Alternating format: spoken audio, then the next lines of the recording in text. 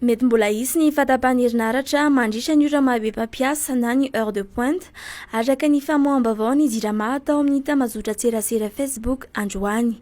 Na dia teo aza ny fahavitany fanamboarana ireo milina simba izay niarany court-circuit tany Antekaleka sy ny fanarenana ny fantsona lehibe izay vaky ka nanarano, mbola misy ihany tsy fahampian'ny herinaratra vokarina mandritra ny fotoana eo anelanelany amin'ny 10 mora ariva sy amin'ny 6 alina ho an'ireo faritra iasan'ny Tambajotra Iraisan'Antananarivo.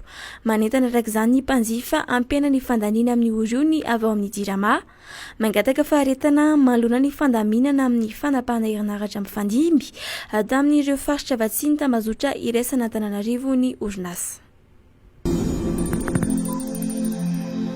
Afaka manatona ny hôpitaly ANGOVO ny hôpitaly Joseph Raseta be filatanana manongo izao ireo olona maniry ny tsindrona vakisiny Sinopharm.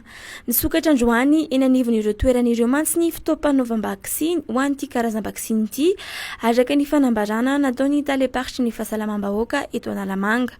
Ankoatra ireo toeran'ireo dia ahitana Sinopharm ihany koa ireo CSB2 valo manerana Analamanga manomboka rapidement ho hatrany taleparitra.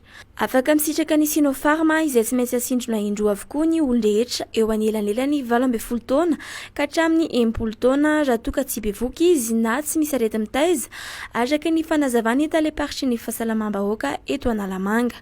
Taorian'ny fahataperan'ny fotoana anaovana vakisiny AstraZeneca dia ny Sinopharm sy Janssen ihany sisa no vakisiny azo isafidianana ho an'ireo olona monina eto amin'ny faritra Analamanga.